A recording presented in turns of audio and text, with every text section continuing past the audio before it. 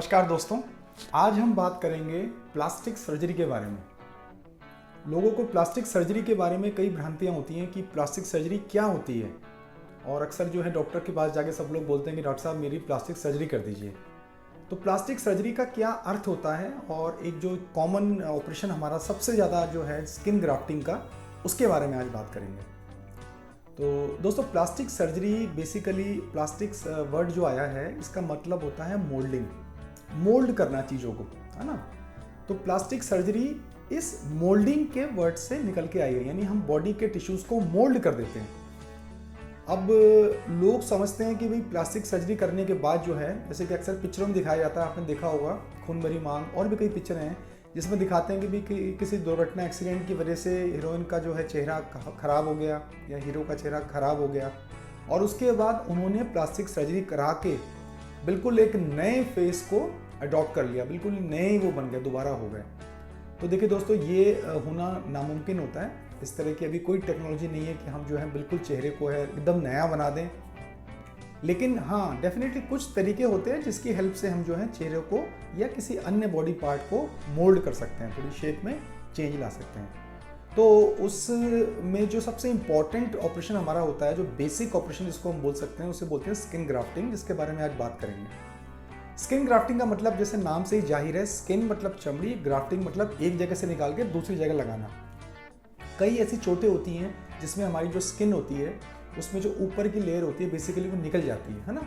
जो ऊपर की लेयर बेसिकली एपिडर्मिस कहलाती है। दो लेयर होती है स्किन की हमारी, ऊपर की को बोलते हैं, जो कलर देती है हमें, ये एपिडर्मिस है, इसके नीचे डर्मिस होती है।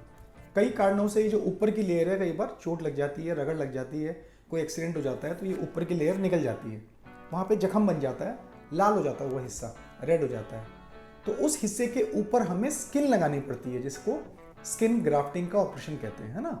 तो वो स्किन जो है किसी और हिस्से से ली जाती है। जनरली हम जो थाइज हैं वहाँ से लेते हैं हम, क्योंकि हिडन पार्ट होता है, बैक ऑफ द थाई से लेते हैं, हिप्स एरिया से लेते हैं, और उस एरिया से लेके उस स्किन को इतनी पतली लेयर वहाँ से ली जाती है कि वहाँ भी जख्म ना बने। पता लगा वहाँ एक और जख्म बन गया, एक तो यहाँ थाई एक और बन गया, तो वहाँ बहुत पतला हल्का लेयर ऊपर का लिया जाता है, और जहाँ पे आपका जख्म होता है उसके ऊपर उस चमड़ी को लगा दिया जाता है। जहाँ से ली जाती है स्किन, वो कम से कम 21 दिन का टाइम लेती है, वो भर जाती है, एक निशान छोड़ के जाता है वो एरिया पीछे अपना। जहाँ लगाया जाता है वो हिस्सा 21 दिन में लगभग भर जाता है उस चमड़ी के साथ। लेकिन उसका कलर टेक्सचर देखिए अलग होता है, वो नॉर्मल स्किन की तरह नहीं होता है जैसा कि दिखाया जाता है अक्सर पिक्चरों में, है ना। बाकी स्किन ग्राफ्टिंग, ये बेसिक स्किन ग्राफ्टिंग है, इसको स्प्लिट थिकनेस स्किन ग्राफ्टिंग भी बोलते हैं। स्किन ग्राफ्टिंग का एक और प्रकार भी होता है जिसे फुल थिकनेस स्किन ग्राफ्टिंग बोलते हैं, यानी जिसमें स्किन की ये पतली लेयर के बजाय दो लेयर जो ऊपर की हैं, एपिडर्मिस और डर्मिस, दोनों को लिया जाता है। और जहाँ से लिया जाता है, चूंकि वहाँ से अब आपने दोनों लेयर उठा ली हैं, तो वहाँ जख्म बनेगा, वो भरेगा नहीं, तो उसको टाँके लगा के खींच के हम बंद कर देते हैं, और दूसरी जगह पे जो है हम उस स्किन को रख देते हैं। इस तरह की स्किन जो फुल थिकनेस स्किन ग्राफ्टिंग होती है, इसमें जो रिजल्ट्स होते हैं, जहाँ पे लगाई है वहाँ पे बेटर रिजल्ट आते हैं।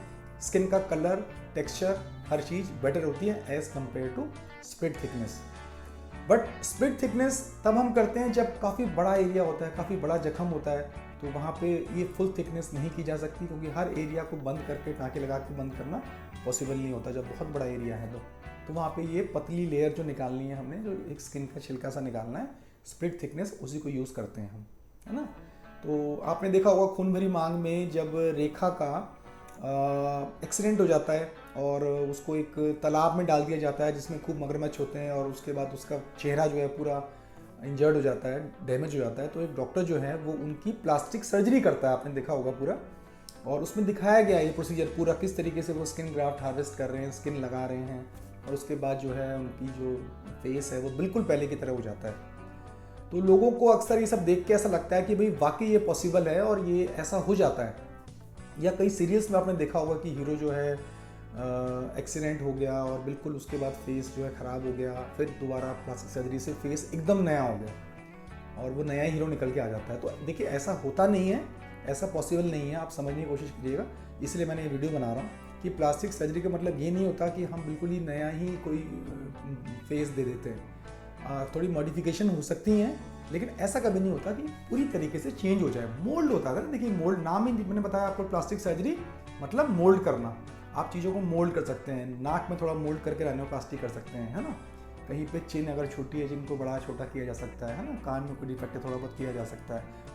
आईब्रोज हैं, फ्रंट है, कुछ इस तरह की छोटी मोटी चीज़ें आप कर सकते हैं फेस में चेंज, जो कि बेटरमेंट के लिए होता है, अच्छा लगता है, आप यूथफुल लगते हैं। लेकिन आप कहें कि बिल्कुल ही चेंज हो गया जी, इसकी प्लास्टिक सर्जरी हो गई। अच्छा, एक और मिसकंसेप्शन है कि जी प्लास्टिक लगा दीजिए। लोग मेरे पास आते हैं, कहते हैं सर हमारे बच्चे को या जो भी पेशेंट है उनको ये प्रॉब्लम है, आप इनकी प्लास्टिक लगा के प्लास्टिक सर्जरी कर दीजिए। तो दोस्तों ये ऐसा बिल्कुल नहीं होता, कोई प्लास्टिक हम नहीं लगाते हैं।